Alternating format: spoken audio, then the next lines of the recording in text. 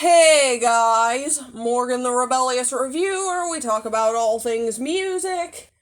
And today, we're going to be doing part 2 in the Reviewing Every Mucore album series. Today, we're talking about Kid A by Radiohead. So, if you're watching my channel, Radiohead probably need no introduction. They're the ultimate music nerd band with a cult fan base and several critically acclaimed albums. Seriously, they have 3 on this list, and this is only the first of them. Despite the critical acclaim that it receives now, this album was polarizing when it first came out. It was Radiohead's first foray into electronic music, and some of their older fans did not like the switch up. Looking back, I wonder why those people were so surprised. Radiohead had been getting gradually weirder and weirder with each album, so this was just the next logical step. Anyway, what do I think of this album? Well, I'll start by saying that I really like the atmosphere of this album. It's cold, bleak, and futuristic, as though I'm stranded on an alien planet in freezing temperatures with no other life forms to be seen.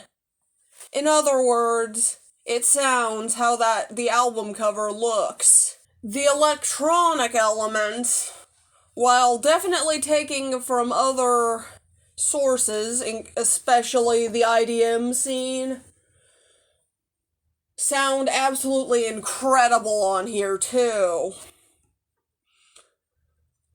Just something about them is beautiful yet dark, which is my favorite combination.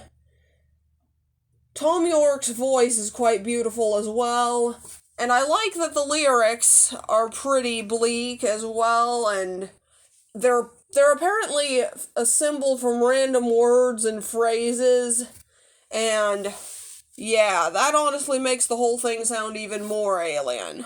However, when I go track by track, I will say that this album, while great, is not quite perfect. Don't get me wrong, there are tons of great tracks on here, including Everything in Its Right Place, which has the best atmosphere of any track I've ever heard, not even exaggerating. The national anthem with its amazing bass line, the heartbreaking How to Disappear Completely, Kid A with its amazing percussion, Idiotech, which is very obviously tied into How to Disappear Completely, and which also sounds great, and Motion Picture Soundtrack, which sounds like what would happen if a film score was given, vocals. However, the other 4 tracks on here, while I do enjoy them, I wouldn't quite call them great.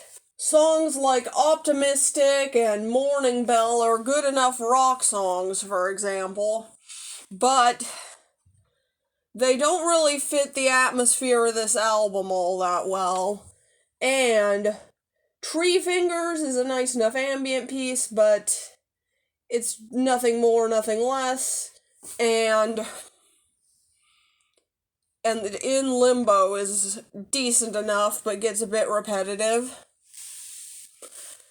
Don't get me wrong, I enjoyed all of these songs, but I feel like this album would have been stronger had they kept the icy atmosphere of throughout the whole album instead of switching it up in the second half.